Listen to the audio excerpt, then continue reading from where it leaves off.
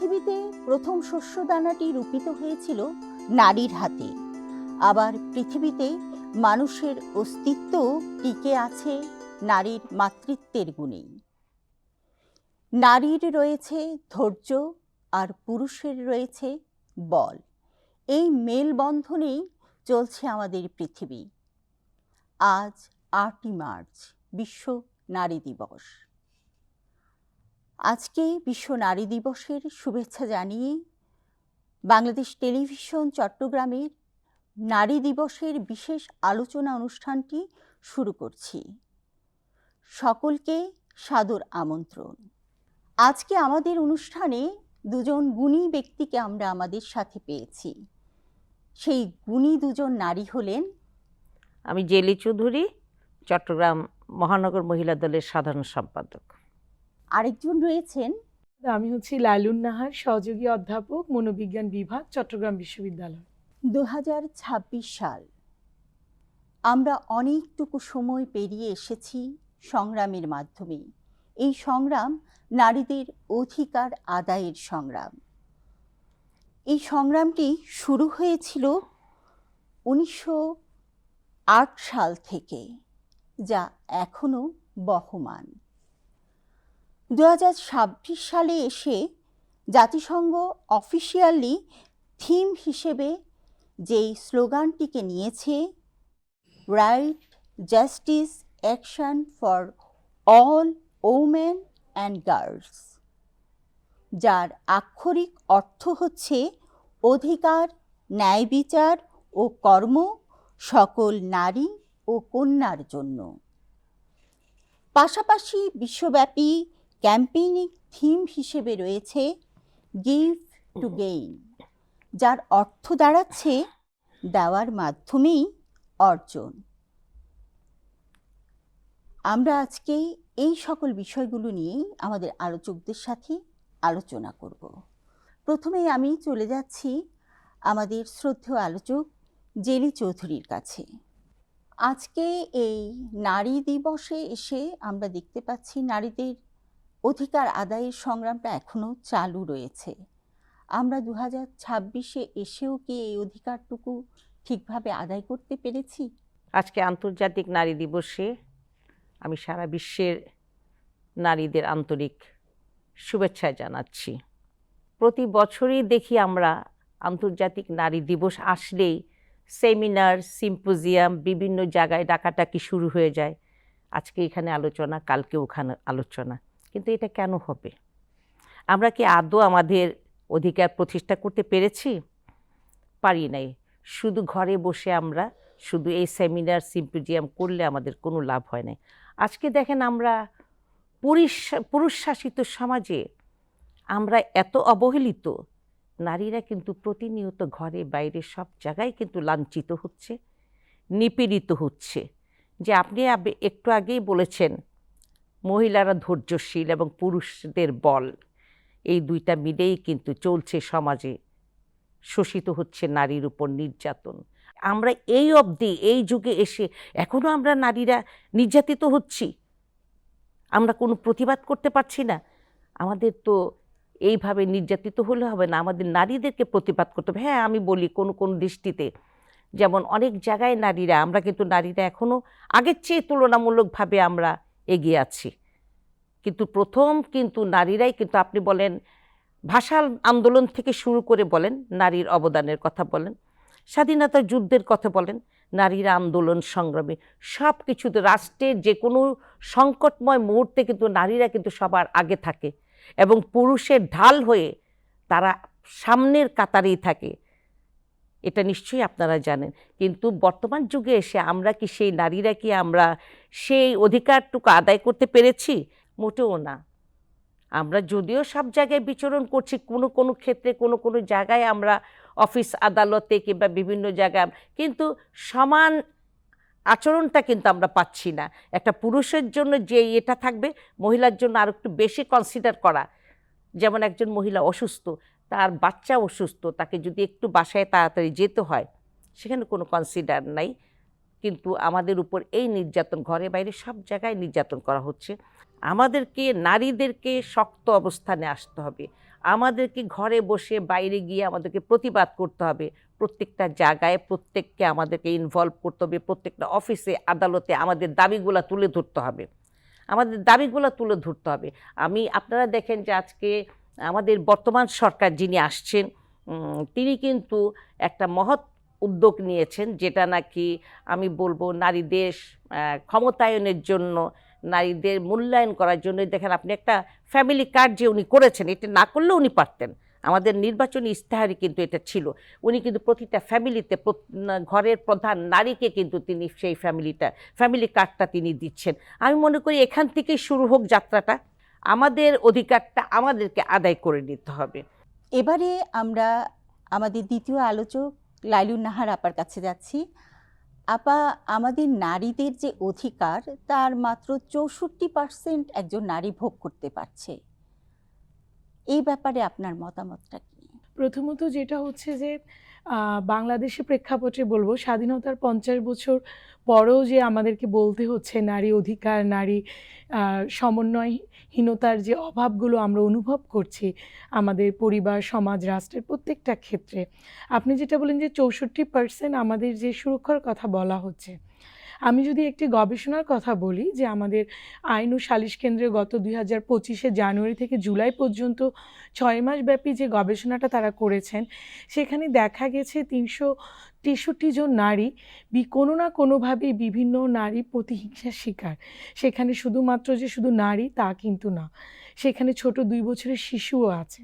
এবং সেই ক্ষেত্রে দেখা যাচ্ছে 322 জন কোনো না কোনোভাবে মারা গেছে। এবং তার মধ্যে যদি গবেষণা আরও দেখা গেছে যে 112 জনের মতো নারী স্বামী দ্বারা নির্যাতিত হয়েছেন এবং পারিবারিক কলহের কারণে। সো এই জায়গায় আমরা বলবো যে আইনের যথাযথ প্রয়োগটা আমাদের হচ্ছে না। কারণ আমাদের যে আইনগুলো আছে, পারিবারিক সুরক্ষা আইন বলেন, নারী প্রতিহিংসা পরায়ণ আইন বলেন, কিংবা যৌতুক বিরোধী আইন বা পর্নোগ্রাফি আইন, প্রত্যেকটা আইনের ক্ষেত্রে আমরা যেটা দেখতে পাই যে এগুলোর প্রত্যেকটার যথাযথ ব্যবহার করা হচ্ছে না।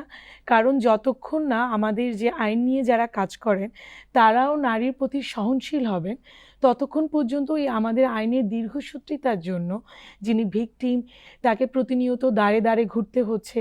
অর্থনৈতিক একটা স্বাবলম্বহীনতা আছে আমাদের নারীদের মধ্যে, পারিবারিক আবহের কারণে আমরা এই জায়গাগুলো ঠিকভাবে অ্যাড্রেস করতে পারছি না। সো আমাদের নারীটা অবশ্যই পরিবেশ বান্ধব না, এবং আইন অনুযায়ী আমরা যথাযথ এটার প্রয়োগটাও পাচ্ছি না আমাদের এই নারীদের ক্ষেত্রে। নারীরা কিন্তু দেখা যাচ্ছে পুরুষের দ্বারা যেভাবে নির্যাতিত হচ্ছে, কোনো কোনো সময় নারী দ্বারাও নারী নির্যাতনের শিকার হচ্ছে। হ্যাঁ, সেটাই যে আমাদের যে পারিবারিক যে সংহতিগুলো আছে, সেখানে পরিবারে তো প্রত্যেকটি মানুষই থাকে, সেখানে বাবা মা এবং আদার্স যারা আছেন পরিবারে কেয়ার গিভার। সো সবাই মিলে যে এনভায়রনমেন্টটা থাকে, আপনি যেটা বলেন সেটার প্রেক্ষিতে বলি, ইংল্যান্ডে একটা রিসার্চে দেখা গেছে, যেহেতু আমাদের প্রচুর বাঙালি ইংল্যান্ডে থাকে এবং তাদের যেসব মেয়েরা বাংলাদেশ থেকে যাচ্ছে বধূ হিসেবে, সেখানে একটা সিনড্রোম দেখা যাচ্ছে যেটাকে স্টকহোম সিনড্রোম বলা হচ্ছে, যে নির্যাতনকারী ভিকটিম নির্যাতনকারীর সাথে একটা পজিটিভ রিলেশনশিপ ক্রিয়েট করছে। কারণ আমাদের সমাজ তাকে অ্যাকসেপ্ট করবে না, সে পরিবার থেকে চলে আসুক বা তাকে নির্যাতন করা হচ্ছে, সে সমাজে কথাটা বললে সামাজিকভাবে সে কোনো প্রতিরোধ পাবে না, প্রতিকার পাবে না, পেলেও সেটার সীমাবদ্ধতা আছে। ওই জায়গার কারণেই দেখা যাচ্ছে যে ওই নির্যাতনকারীর সাথে আমার একটা পজিটিভ রিলেশন আমি ক্রিয়েট করে ফেলছি। আমাকে নির্যাতন করা হচ্ছে আমি জানি, তারপরেও আমি লোকলজ্জার ভয়ে, সামাজিক দায়বদ্ধতার জায়গা থেকে আমি ওই জায়গাটা নীরবে নিভৃতে পালন করে যাচ্ছে আমার দায়িত্বগুলো।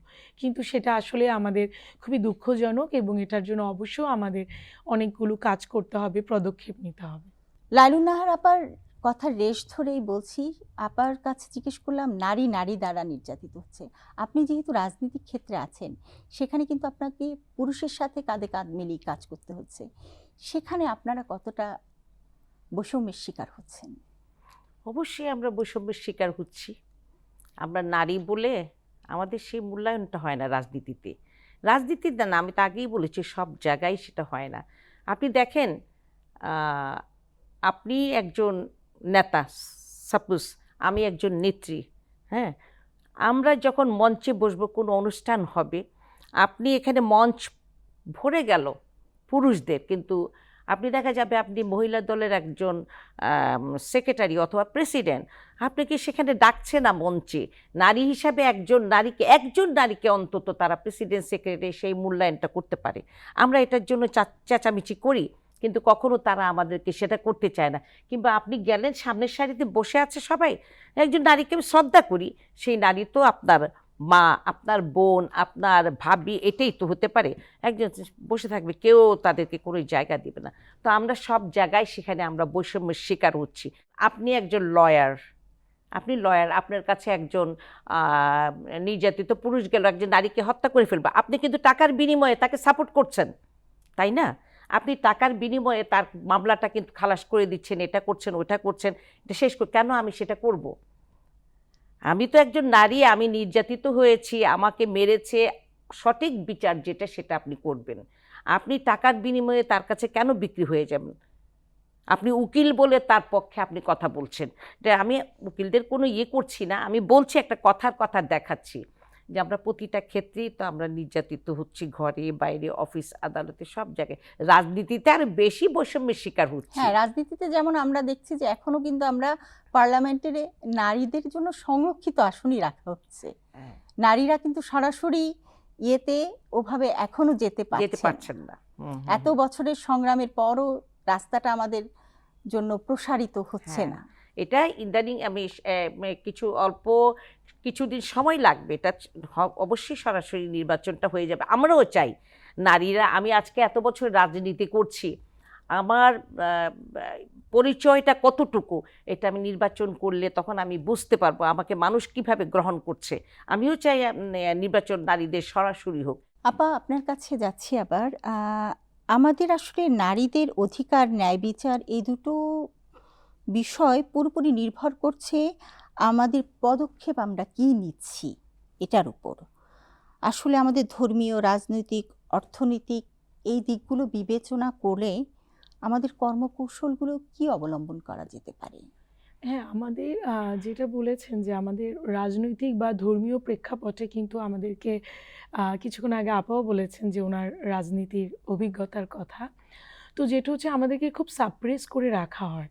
সাইকোলজিতে আমরা যেটা বলে থাকি যে অবদমিত করে রাখা হয় নারী হিসেবে, কারণ আমরা জন্ম থেকে একটা পুরুষতান্ত্রিক সমাজ ব্যবস্থায় বড় হচ্ছি এবং সেই ব্যবস্থাটা হচ্ছে যে এমন যে আপনাকে সব কিছুতেই বাবা হচ্ছে পরিবারের প্রধান, কিংবা আপনার যে কোনো অর্গানাইজেশনে যান না কেন সেখানে পুরুষ হচ্ছে প্রধান। তো এই জায়গাটা যখন আমি ছোটোবেলা থেকে লার্নিং করে আসব, তখন আমি আমার অধিকারগুলোকে অবদমিত করে রাখব।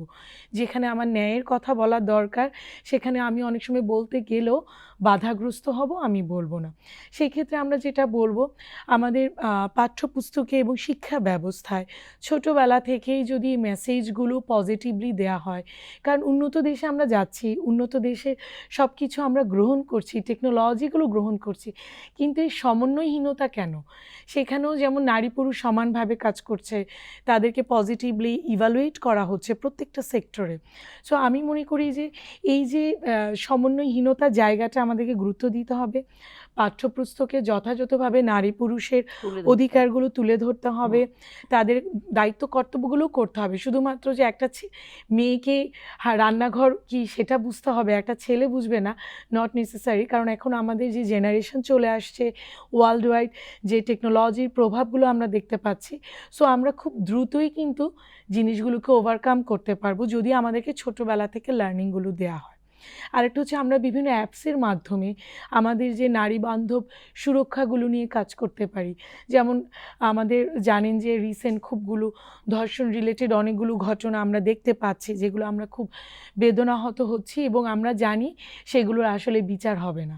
এবং আমাদের গবেষণায় সেটা বলে থাকে যে 97% ক্ষেত্রে বিচার হচ্ছে না, মাত্র 3% বিচার পাচ্ছে, তাও সেখানে দীর্ঘশত্রুতা হচ্ছে, যে লয়ারদের সহযোগিতা পাওয়া যাচ্ছে না, কিংবা ভিকটিম অনেক বেশি সামাজিকভাবে হেয় প্রতিপন্নতার জন্য, কুসংস্কারের জন্য সে নিজের এভিডেন্সগুলো নষ্ট হয়ে যাচ্ছে। তো ওই জায়গায় আমরা বলবো যে এই জায়গাটা আমাদের আরও স্মুথ করতে হবে। কতটুকু নারী বান্ধব করা যায়, কতটুকু ইজি অ্যাক্সেস করা যায়, সরকারকে সে দায়িত্ব নিতে হবে যে কিভাবে খুব সহজ প্রক্রিয়ার মাধ্যমে ধর্মীয় রাষ্ট্রীয়ভাবে যদি কেউ হেয় প্রতিপন্ন হয়, সেই জায়গায় শুধুমাত্র আজকে নারী দিবস বলে আমরা নারীদের কথা বলছি, সেক্ষেত্রে আমরা পুরুষের কথাও বলবো। তারাও যদি কোনো কমপ্লিকেশনে পড়ে থাকেন, পারিবারিক সহিংসতা নির্যাতনের শিকার হন, সেই ক্ষেত্রেও যেন তারা কতটুকু পরিবেশ বান্ধবভাবে তিনি তার অধিকারগুলো বলতে পারবেন, ন্যায্য অধিকার আদায় করতে পারবেন। সেই ক্ষেত্রে আমাদের যে নীতিমালাগুলো আছে, আইনের যে ধারাগুলো আছে, সেগুলো আরও সহজ করতে হবে এবং বোধগম্য করতে হবে। আমি কোথায় গেলে সহায়তাটা পাবো, এবং আমার যে স্টেক হোল্ডার আছে, পরিবার বলেন, রাষ্ট্র বলেন, আমার যে আইন মন্ত্রণালয়, প্রত্যেকটা জায়গায় একটা সমন্বয় থাকতে হবে। ইটস এ ফ্যামিলি ট্রি হিসেবে আমাদের কাজ করতে হবে। তাহলে হয়তো আমরা এই জায়গা থেকে অনেক ভালো একটা ফিডব্যাক আশা করতে পারি। আপা যে কথাটা বললো এটা রেশ ধরে আপনার কাছে আসতে চাচ্ছি, আসলে কারণ এখন হচ্ছে যে ধরেন নতুন সরকার গঠিত হয়েছে, আমাদের নারীদের জন্য আপনাদের দলের প্রেক্ষিতে বা নতুন সরকারের প্রেক্ষিতে কি ধরনের নারী বান্ধব কাজগুলো হচ্ছে? ইনশাল্লাহ আমি তো আপনাকে আগেই বলেছি যে বর্তমান সরকার যে আমার নির্বাচনী ইস্তাহারে প্রথম যে নারী প্রধানদের জন্য ফ্যামিলি কার্ড, এটা দিয়ে কিন্তু যাত্রা শুরু। নারীর ক্ষমতায়নের জন্য তিনি কিন্তু অবশ্যই কাজ করে যাচ্ছেন। নারীদেরকে মূল্যায়ন করার জন্য প্রতিটা ক্ষেত্রে তিনি কাজ করে যাচ্ছেন, আপনি দেখবেন সেটা। তারপরে আরেকটা কথা আমি বলবো, যেটা আমি বলছিলাম আপার কথা ধরে আর কি, যে নারীরা কেন আমাদেরকেও প্রতিবাদ করতে হবে। আমরা কিন্তু ঘরে ঢুকে থাকি লজ্জায়, মানে আমাকে দেখে ফেলবে কেউ, আমার ফ্যামিলির উপর, এটা করলে হবে না। এবং আমাদের মিডিয়াগুলোকে দেখি ওনাদেরকে আমি অনুরোধ করব যে আমাদের একটা নারীর একটা কোনো সমস্যা হলে তাদেরকে প্রচারটা, তাদের চেহারাটা, ফেসটা দেখাবার জন্য তাদেরকে একদম মরিয়া হয়ে ওঠে। ওটা না দেখিয়ে তাদেরকে একটু করে আড়াল করে তাদের সমস্যাগুলো তাদেরকে বলতে দেন। আমাদের অনেক আইন আছে, যেগুলো আমি বলছি, আইন কিন্তু আছে, আইন থাকলে হবে না, আইনকে প্রয়োগ করতে হবে, সঠিক কাজে লাগাতে হবে। আজকে দেখেন আপনারা, এই নারী প্রত্যেকটা সরকারের সময় আমি দেখি নারী অবদানের জন্য যারা কাজ করে যাচ্ছেন, আমি প্রথমেই বলবো যে আমার দেশনেত্রী, তিনবারের সাবেক প্রধানমন্ত্রী, বাংলাদেশের প্রথম নারী প্রধানমন্ত্রী খালেদা জিয়া কিন্তু নারীদের নিয়ে অনেক কাজ করেছেন, এবং তিনিই কিন্তু নারীদের পূর্ণ স্বাধীনতা দিয়েছিলেন। তিনি ইন্টারমিডিয়েট নারীদেরকে লেখাপড়া বিনামূল্যে ওখান থেকে শুরু করেছেন, ইন্টারমিডিয়েট বিএ, তারপর উপবৃত্তি চালু করেছেন। দেশনেত্রী বেগম খালেদা জিয়াই সেটা সবসময় করেছিলেন, এবং নারীদের প্রতি তার যথেষ্ট অবদান ছিল সব কিছুতে। তা আমি বলবো প্রতিটা এলাকায়, প্রতিটা সোশ্যাল মিডিয়াতে এটা প্রচার করা হোক। আপনি যদি শুনেন কোথাও একটা নারীর উপর নির্যাতন হচ্ছে, আপনি চলে যান সেখানে, আপনি আরও কিছু নিয়ে মহিলাদেরকে নিয়ে আপনি যান, ওটা প্রতিবাদ করেন। আমরা নারীরা কিন্তু আগের যুগের মতো নই। আগে নারীদেরকে কোনো এক সময় দাসী ভাবত, এখন কিন্তু সেই সময়টাই নাই। নারীরা প্রত্যেকটা জায়গায়, প্রত্যেকটা ক্ষেত্রে এগিয়ে আছে। একজন নারী কিন্তু একজন পাইলট, একজন নারী কিন্তু ইঞ্জিনিয়ার, একজন নারী কিন্তু প্রফেসর, সব জায়গায় তারা তাদের অবস্থানে আছে। কিন্তু সেই জায়গাটাতে আমাদের অবস্থানটা তৈরি করতে হবে। নারীদেরকে দমিয়ে রাখাটা আসলে শুরু হয়েছিল সেই ফসল বোনা থেকে, যখন দেখলো যে নারীদের সবকিছুতে অধিকার নারী করতে পারছে। নারী হচ্ছে জলের মতো, যেখানে রাখা হয় সেই পাত্রের রংটাই সে ধারণ করতে পারে। তাকে আপনি চাকরি করতে দিলেও পারবে, ঘরকন্যা করতে দিলেও সে পারবে।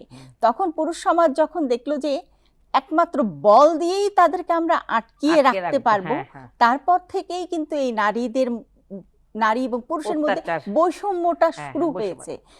পৃথিবীর শুরুতে কিন্তু এই বৈষম্যটা ছিল না। হযরত আদম আলাইহিসসালাম হাওয়া আলাইহিসসালামকে সাথে নিয়েই পৃথিবীতে এসেছিলেন। মনস্তাত্ত্বিক ব্যাপারটা যখন আসলো আপা, আপনার কাছে একটু জানতে চাই, কারণ এখন আমরা দেখছি যে নারীরা খুব মনস্তাত্ত্বিকভাবে ভেঙে পড়ছে, এবং আরেকটা জিনিস দেখছি যে খুব আত্মহত্যার প্রবণতাটা খুব বাড়ছে। এই সমসাময়িক সময়ে কয়েকটা ঘটনা আমাদেরকে খুব নাড়া দিয়ে গিয়েছে। নারীদের এই মনস্তাত্ত্বিক ব্যাপারটাকে আমরা যাতে হিল করতে পারি, আরো শক্ত স্বাবলম্বী করে তুলতে পারি, এই ব্যাপারে কি কাজ করা যায়? হ্যাঁ, প্রথমত আপনি যেটা বললেন, আমাদের সামাজিক প্রেক্ষাপটে আমাদের আত্মহত্যা বলেন বা যে কোনো নারীর প্রতি সহিংসতার পরিমাণটা দিনকে দিন বেড়ে যাচ্ছে, কারণ আমরা অনেক বেশি ডিভাইস ওরিয়েন্টেড হয়ে যাচ্ছি। আমাদের যে সোশ্যাল বন্ডিংটা ভেঙে যাচ্ছে, পরিবার বা রাষ্ট্রের যেই প্রথাগুলো, পারিবারিক আবহটা, যৌথ ফ্যামিলিটা ভেঙে আমরা এখন সিঙ্গেল ফ্যামিলিতে ম্যাক্সিমাম বসবাস করি। তো দেখা যায় যে ওই পারিবারিক আবহটা না থাকার কারণে এবং সামাজিক যে অবক্ষয়ের জায়গাটা আমাদের দিনকে দিন ভঙ্গুর হয়ে যাচ্ছে, টেকনোলজিতে আমরা অনেক বেশি আসক্ত হয়ে যাচ্ছে। হ্যাঁ, it's one kind of addiction. মাদক যেমন একটা এডিকশান, টেকনোলজিও ওয়ান কাইন্ড অফ এডিকশান। সেই এডিকশানে আমি যখন অনেক বেশি নিজেকে জড়িয়ে ফেলছি, তখন আমার নিজের যে হিতাহিত বোধগুলো বা আমার চারপাশের যে সুন্দর জিনিসগুলোকে আমি খুব বেশি করে মানে অ্যাড্রেস করি না বা নিজের মতো করে ধারণ করতে পারি না। তো আত্মহত্যার ক্ষেত্রে যেটা আমরা বলে থাকি যে আসলে আত্মহত্যা হচ্ছে লাস্ট বার্ন আউটের জায়গা মনস্তত্ত্বের। কারণ আপনি অনেক দিন হয়তো ওই ডিপ্রেশন বলেন, এনজাইটি বলেন, ফ্রাস্ট্রেশন বলেন, ওই জায়গাগুলো অনেক দিন ধরে আপনাকে কিল করছে, কিন্তু সেখান থেকে আপনি প্রতিকার বা প্রতিরোধের কোনো ব্যবস্থা পাচ্ছেন না। আপনারা জেনে খুশি হবেন যে আমাদের এখন অনেকগুলোই অনলাইন প্ল্যাটফর্ম আছে যারা ওভার ফোনে টেলিকাউন্সেলিং করে থাকে বা বিভিন্ন কাউন্সেলিং সেবা প্রদান করে থাকছে। তো ওই জায়গাটা আমাদের কি করতে হবে যে আমাদের যে ইলেকট্রনিক্স প্রিন্ট মিডিয়া যারা আছেন তাদেরকে অনেক বেশি এই জিনিসগুলোকে অ্যাড্রেস করতে হবে, প্রচার প্রসার করতে হবে যে না, আত্মহত্যা কোনো সমাধান নয়, এটা বরঞ্চ আমাকে আরও যারা বেঁচে থাকে তাদেরকেও মৃত করে দিয়ে যায়, তাদের যে অবলম্বনটুকু থাকে না বেঁচে থাকার। তো সেই জায়গায় আমরা বলে থাকি যে আত্মহত্যাটা আমি সর্বোচ্চ চেষ্টা করি আমার মানসিক অবস্থা যখন অনেক বেশি ভেঙে পড়ে, আমি নিজেকে আর কন্ট্রোল করতে পারি না, তখন আমার এই ধরনের টেন্ডেন্সি গ্রো করে। তো এই ক্ষেত্রে পরিবারকে সবার আগে সচেতন হতে হবে, জানতে হবে ওই ব্যক্তিটা কেন এই ধরনের অ্যাক্টিভিটিসগুলো করছে। আত্মহত্যার আগে আমি কিছু অ্যাটেম্পট নিব, যেটাকে আমরা সুইসাইডাল অ্যাটেম্পট বলে থাকি, যেমন হাত কেটে ফেলা, বা আমি স্লিপিং পিল খাচ্ছি, বা আমি খাবার দাবার বন্ধ করে দিচ্ছি, 1 সপ্তাহ যাবৎ আমি নিজেকে বিরত রাখছি, বা পারিবারিক যে কোনো অনুষ্ঠান থেকে নিজেকে উইথড্র করে রাখছি, পরিবারের যে কোনো বা সামাজিক যে কোনো অর্গানাইজেশনের সাথে আমি যুক্ত ছিলাম সেই জায়গা থেকে নিজেকে গুটিয়ে ফেলছি। এই সিমটমগুলো পরিবারের সদস্যদেরকে আগেই অ্যাড্রেস করতে হবে। পাশাপাশি তার যে পিয়ার গ্রুপ আছে, সারাউন্ডিংসগুলো আছে, সে যদি কর্মজীবী হয় তার পরিবেশ, ওয়ার্কিং এনভায়রনমেন্টে যারা আছেন তারা, তার কিংবা তার বন্ধুবান্ধব যারা আছেন খুব ক্লোজ, তাদেরকেও বিষয়গুলো অবশ্যই অ্যাড্রেস করতে হবে যে ওই ব্যক্তিটা কেন এই ধরনের আচরণ করছে। তাহলে কি হবে, আমরা নিজেরা অনেকটা সচেতন হব, তাকে কিছুটা গাইডলাইন দিতে পারবো এবং ওই এক্সট্রিম পর্যায়ে না যাওয়ার জন্য তাকে আমরা সহায়তা করতে পারবো। আমার যদি মনের খুব খারাপ অবস্থা থাকে, কোনো একটা কাজ নিয়ে আমি অনেক বেশি বিষণ্ণতায় ভুগছি, অবশ্যই আমার সেটা কাউকে না কাউকে শেয়ার করতে হবে। সেটা আমার মা বাবা বলুন, আমার পছন্দের ব্যক্তি বলুন, আমার আরও যারা আছে, সেই জায়গায়ও যখন আমি সাপোর্ট পাচ্ছি না তখন অবশ্যই আমাকে প্রফেশনাল কোনো পেশাজীবীর কাছে নিয়ে সহায়তা নিতে হবে। তাহলে হয়তো উত্তরোত্তর আমরা এই মনস্তাত্ত্বিক জায়গাগুলো থেকে নিজেরা অনেকটা হিল আপ করতে পারব। আসলে মানে শরীরের অসুখ হলে যেমন শরীরের ডাক্তারের কাছে যেতে হয়, ঠিক একইভাবে মনের অসুখ হলে মনের ডাক্তারের অবশ্যই। কাছেও যেতে হয়। যেতে হয়, মন এবং শরীর দুটো কিন্তু একসাথেই চলছে। জি, মন ভালো না থাকলে শরীর কখনোই শরীর ভালো ভালো থাকবে থাকে না। না। উনি বললেন যে কাউন্সিলিংটা এটা মাস্ট। আমরা চিন্তা করি একজন মানুষকে যদি আমি কাউন্সিলিং, যদি ডাক্তারের কাছে যাই, চলো তোমাকে কাউন্সিলিং করতে হবে, হ্যাঁ, তো তখন মনে করবি এই মানুষ শুনবে, সমাজ যেটা বলে লজ্জাজনক ব্যাপার। লজ্জাজনক, ওরা ভাববে যে আমি মেন্টাল হয়ে গেছি এটা। কিন্তু বাইরের দেশে আমি দেখেছি, বাইরের দেশগুলোতে কাউন্সিলিং মাস্ট বি, মেডিসিন পরে আসতেছে, তাকে আগে কাউন্সিলিং করছে। জি, আমরা নিজেরও কিন্তু আমরা এর জন্য দায়ী। আমরা সব কিছু, প্রতিটা কিছু আমরা লুকাতে চাই। আমি আমার বাচ্চার সাথে শেয়ারিং করব সব কিছু, আমার বাচ্চার হয়তো ভুল হতে পারে, আমি বাচ্চাকে সেটা বুঝাবো, না বুঝিয়ে আমি বাচ্চাকে করি কি উল্টা তার উপর রিয়েক্ট করতে চাপ থাকি, দিয়ে দিই চাপ জিনিসটা। দিয়ে দিই, তখন অটোমেটিক একটা বাচ্চা হয় কি ফ্রাস্ট্রেশনে সে সুইসাইড করতে যায়, সে আত্মহত্যা করতে যায়। এই জন্য আমাদের অভিভাবকদেরকে আমাদের কিছু দায়িত্ব নিতে হবে, বন্ধুর মতো তার সাথে আচরণ করতে হবে, তার সাথে কোথায় গেল কি হলো, friend, as a friend, mother তার মেয়ের কাছে একদম ফ্রেন্ডের মতো খোলাখুলি কথা বলবে, তার সমস্যাগুলো বের হয়ে আসবে। আমরা তো এতক্ষণ মানসিক আমাদের যে প্রতিবন্ধকতাগুলো আছে এগুলো নিয়ে কথা বললাম। আচ্ছা আপা, আমরা এই জিনিসগুলোকে প্রচার প্রসার কিভাবে করতে পারি আমাদের সমাজে? আমাদের এই প্রতিকূলতা থেকে বের হয়ে আসতে হলে আমি যেটা প্রথমেই বলেছি, আমাদের প্রচার প্রসারের দরকার আছে। আমাদেরকে এটা সোশ্যাল মিডিয়ার মাধ্যমে, সামাজিক যোগাযোগ মাধ্যমে, এগুলো সবগুলা পোস্টার বলেন, যাই বলেন না কেন, সেমিনার, সিম্পোজিয়াম, সব কিছুর মাধ্যমে এটা আমাদেরকে প্রচার করতে হবে এবং ঘরে ঘরে ছড়িয়ে দিতে হবে। আর তার পাশাপাশি আমাদের নারীদেরও ভূমিকা রাখতে হবে। আইন আছে, আইনের শাসনটা প্রয়োগ করা হচ্ছে না। এটাকে কঠিনভাবে এটাকে প্রয়োগ করতে হবে, যে যখনই যে অঘটন দেখবে, নারীর উপর যে ঝড়ঝাপটা আসবে, তখনই যেন সেখানে প্রশাসন যে হাজির হয় এবং তাকে গ্রেপ্তার করা হোক। আমাদের আজকে নারী দিবসে আমাদের একটা দাবি থাকবে, নারী নির্যাতন অতি সত্বর রোধ করা দরকার এবং করতে হবে সেটা।